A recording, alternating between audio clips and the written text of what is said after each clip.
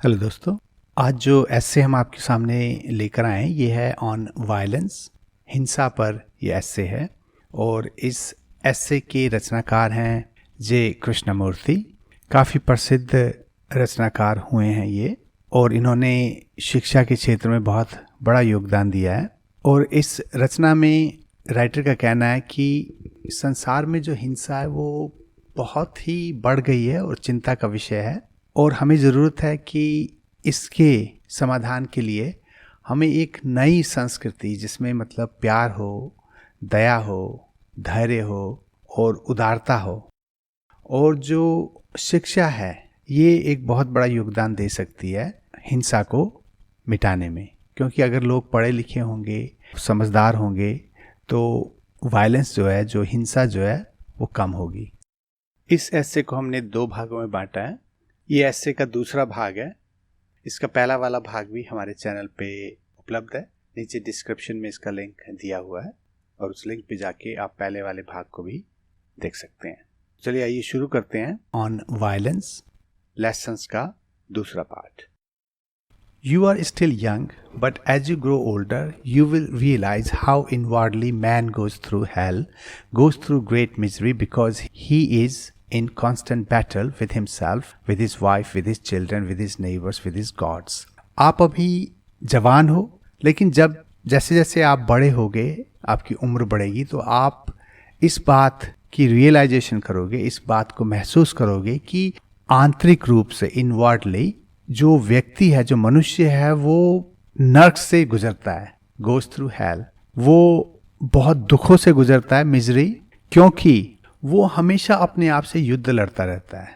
वो अपनी वाइफ से युद्ध लड़ता रहता है, अपने बच्चों से उसका क्लेश होता है, अपने पड़ोसियों के साथ उसका क्लेश होता है, और अपने भगवान के साथ उसका क्लेश होता है। क्योंकि जब तक व्यक्ति को आंतरिक शांति नहीं मिलती, उसे हमेशा लालसा रहती है। उस लालसा के कारण घर में क्लेश होता है, पड़ोसियों के साथ क्लेश होता है, क्योंकि सब जो है अपने आप को बचाने में लगे हुए हैं। सबको लगता है कि उन्नति उनकी हो, प्रगति उनकी हो, वही खुश रहें, उनके पास ही धन दौलत हो। तो ये जो चीजें हैं ये आंतरिक क्लेश को बढ़ावा देती हैं। He is in sorrow and confusion, and there is no love, no kindliness, no generosity and no charity. और वो हमेशा दुख में रहता है, परेशान रहता है, और इसलिए वहाँ पे ना प्यार होता है, ना दयालुता होती है, ना उदारता होती है, जेनरोसिटी, और कोई परोपकार भी नहीं होता, चैरिटी, मतलब किसी को देना, किसी की मदद करना, ऐसा काम भी नहीं होता। And a person may have a PhD after his name, और he may become a businessman with houses and cars, but if he has no love, no affection, kindliness, no consideration, he is really worse than an animal because he contributes to a world that is destructive. और कोई व्यक्ति शायद उसके पास PhD की degree हो और वो बहुत ही बड़ा बिजनेसमैन हो, उसके पास बहुत सारे घर हों, बहुत सारी कारें हों, लेकिन अगर उसके पास प्यार नहीं है, उसके पास स्नेह नहीं है, दयालुता नहीं है, कंसिडरेशन मतलब किसी दूसरे के लिए विचार उसके मन में नहीं है, तो वो एक जानवर से भी तुच्छ है। क्योंकि वो एक ऐसे संसार में रह रहा है, या उसका एक पार्ट है जो कि डिस्ट्रक्टिव, जो कि तबाही की ओर बढ़ रहा है या तबाह होने वाला है। So while you are young you have to know all this things. और जब आप यंग हो, जवान हो, तो आपको ये चीज़ें मालूम होनी चाहिए। You have to be shown all this things, और आपको ये सारी चीज़ें दिखानी भी चाहिए कि ये क्या है। You have to be exposed to all these things so that your mind begins to think. और ये जो चीज़ें हैं आपको इसका पता होना चाहिए, मतलब exposed, आपको किसी न किसी रूप से ये चीज़ें दिखानी चाहिए कि आपको पता चल सके कि ये क्या है, और आप इसके बारे में सोच सको। मतलब जो हिंसा है इसके बारे में आपको ज्ञान होना चाहिए कि क्या है, ये कैसे आदमी को कुंठित बनाती हैं, उसको एंग्री बनाती हैं, उसको लालची बनाती हैं। तो ये चीज़ें जो हैं आपको सीखनी चाहिए कि ये, ताकि बाद में आपको पता हो, जब आपका इससे पाला पड़े, आपको पता हो आपको क्या करना चाहिए और आप उसका उपाय निकाल सकें। Otherwise you will become like the rest of the world. और अगर आप इन चीज़ों के बारे में नहीं जान पाते, इन चीज़ों के बारे में नहीं समझ पाते, तो क्या होगा कि संसार में जैसा चल रहा है संसार, आप भी उसका एक अंग बन जाओगे। And without love, without affection, without charity and generosity, life becomes a terrible business. और प्यार के अभाव में, स्नेह के अभाव में, अफेक्शन, परोपकार, चैरिटी और जो जेनरोसिटी है, जो दान है, दयालुता है, इसके अभाव में क्या होता है कि जो जीवन है एक बहुत ही भयानक चीज बन जाती है।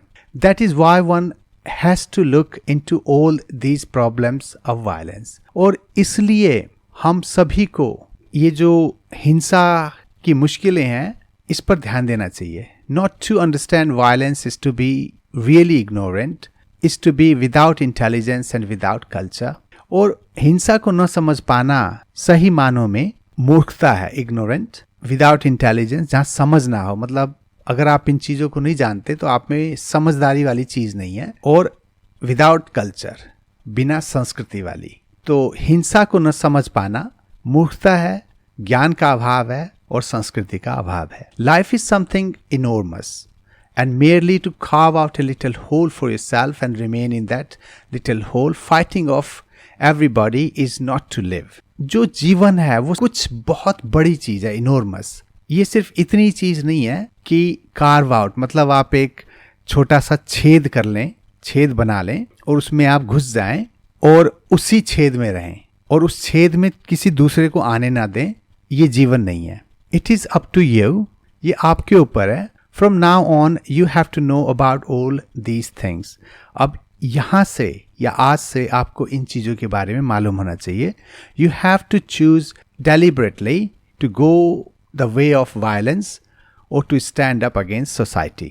आपने निश्चित रूप से क्या करना है कि ये जानना है कि या तो आप जो हिंसा का मार्ग है उस पर चल सको, या फिर जो समाज है उसके विरुद्ध आप खड़े हो सको। Be free, live happily, joyously, without any antagonism, without any hate। स्वतंत्र बनो, खुशहाली से जियो, हर्ष से जियो, बिना किसी शत्रुता की भावना से जियो, बिना किसी घृणा की भावना से जियो। Then life becomes something quite different। और उसके बाद क्या होता है, जो जीवन है वो सही मानों में बहुत अलग हो जाती है। Then life has a meaning, is full of joy and clarity। उसके बाद लाइफ में एक मीनिंग आ जाती है, सार्थकता बन जाती है लाइफ की, और ये खुशियों से भर जाती है और इसमें स्पष्टता रहती है, मतलब आप क्लियरली देख सकते हैं कि आप कहाँ जा रहे हो। When you woke up this morning, did you look out of the window? जब आप सुबह उठे आज, तो आपने क्या खिड़की से बाहर देखा? You would have seen those hills become saffron as the sun rose against that lovely blue sky। आपने देखा होगा कि कैसे वो जो पहाड़ियाँ हैं वो केसरी के रंग में रंग जाती है जब सूर्य जो है नीले आकाश में ऊपर उठता है। And as the birds begin to sing and the early morning cuckoo cooed, there was a deep silence all round, a sense of great beauty and loneliness। And if one is not aware of all that, one might just as well be dead। और जब सुबह जब चिड़ियों ने चहचहाना शुरू किया और जो कोयल थी उसकी कूक आई, तो उसके बाद क्या होता है कि हर तरफ शांति छा जाती है और एक प्रकार की सौंदर्यता और अकेलापन, मतलब अकेलापन अच्छे सेंस में, मतलब आप इतने खो जाते हो इस माहौल में कि आपको नहीं लगता कि वहाँ और भी कोई दूसरा है। और अगर आप इन चीज़ों के प्रति जागरूक नहीं हो, मतलब आपने अगर ये चीज़ें नहीं देखी इस सुबह, तो ये कोई जीवन नहीं है।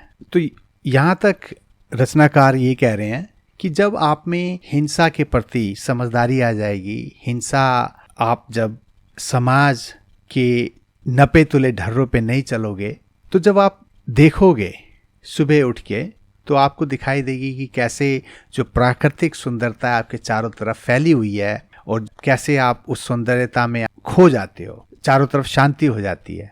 और अगर ये चीज़ें आप महसूस नहीं कर सकते तो ये जीवन कोई जीवन नहीं है। But only a very few people are aware. हम में से बहुत कम ऐसे लोग हैं जिन्हें इन चीज़ों की जानकारी है, मतलब जिन्हें ये ज्ञान है। You can be aware of it only when your mind and heart are open, when you are not frightened, when you are no longer violent. और आप भी इन चीज़ों के प्रति जागरूक हो सकते हो जब आपका जो दिमाग है और आपका जो दिल है वो खुला हो, मतलब इसमें कोई बंधन ना हो। आप खुले दिमाग से सोच सको, आप खुले दिल से महसूस कर सको। और ये तब हो सकता है जब आप में डर ना हो, फ्राइटेंड, और जब आप हिंसक ना हो। Then there is joy, there is an extraordinary bliss of which very few people know, and it is part of education to bring about that state in the human mind. और जब ये जागरूकता आ जाती है तब वहाँ पे हर्ष होता है, joy, extraordinary bliss, अद्भुत खुशी होती है जो कि बहुत ही कम लोग जानते हैं। और जो शिक्षा का तात्पर्य है और जो शिक्षा का उद्देश्य है वो भी इसी अवस्था को, मतलब जो बहुत ही खुशहाली की अवस्था, जो अंदर से शांति की अवस्था होती है, उसको मनुष्य के दिमाग में लाना है। मतलब ये जो बातें हैं उनको किस तरह से प्राप्त किया जा सके, यही शिक्षा का उद्देश्य है। तो दोस्तों, ये था ऑन वायलेंस चैप्टर का दूसरा और अंतिम भाग। आशा करता हूँ आपको पसंद आया हो। अपने विचार, अपने कमेंट्स हमें ज़रूर दें और जल्द ही एक नई रचना के साथ आपसे फिर मुलाकात होगी। तो तब तक के लिए गुड बाय।